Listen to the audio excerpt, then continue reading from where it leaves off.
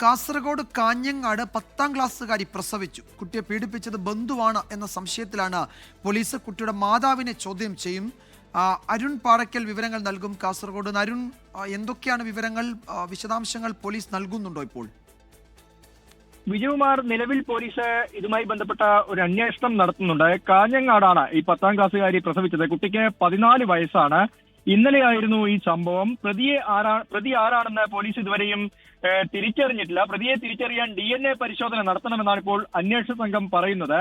പെൺകുട്ടിയുടെ മൊഴി ഇന്നലെ രേഖപ്പെടുത്താൻ സാധിച്ചിട്ടില്ല. കുട്ടി ആരോഗ്യപരമായ പ്രശ്നങ്ങളുണ്ടായിരുന്നു. ഇന്നലെയാണ് ഈ പ്രസവം നടന്നത്. കുട്ടിയുടെ മാതാവിനെ ഇന്നലെ ചോദ്യം ചെയ്തിരുന്നു. ഇന്ന് വീണ്ടും മാതാവിനെ ചോദ്യം ചെയ്യാനുള്ള ഒരു തീരുമാനമാണ് പോലീസ് എടുത്തിട്ടുള്ളത്. കുട്ടിയുടെ മൊഴിയും രേഖപ്പെടുത്തും. ആരാണ് പീഡിപ്പിച്ചത് എന്ന കാര്യത്തിൽ പോലീസിനൊരു വ്യക്തത വേണം. അതിന് കുട്ടിയുടെ മൊഴി ഉണ്ടായാൽ മാത്രമേ ഒരു കൃത്യത ഉണ്ടാവൂ എന്നാണ് പോലീസ് പറയുന്നത്. നിലവിൽ ബന്ധുവാണ് പീഡിപ്പിച്ചത് എന്നൊരു സംശയത്തിലാണ് അന്വേഷണ സംഘമുള്ളത്. ഇത് ആരുടെയൊക്കെ സഹായം ഉണ്ടായിരുന്നു, വീട്ടുകാരുടെ സഹായം ഉണ്ടായിരുന്നു എന്ന കാര്യങ്ങളൊക്കെ തന്നെ പോലീസ് പരിശോധിക്കുന്നുണ്ട്. എന്തായാലും പെൺകുട്ടിയുടെ മൊഴി രേഖപ്പെടുത്തുന്നതോടെ ഇതിലൊരു വ്യക്തത വരുമെന്നാണ് അന്വേഷണ സംഘം പറയുന്നത്. വിജയകുമാർ, യെസ്, എന്താണ്, കുട്ടിയുടെ ഒരു ബന്ധുവിനെ കേന്ദ്രീകരിച്ചാണ് അന്വേഷണം നടക്കുന്നത്.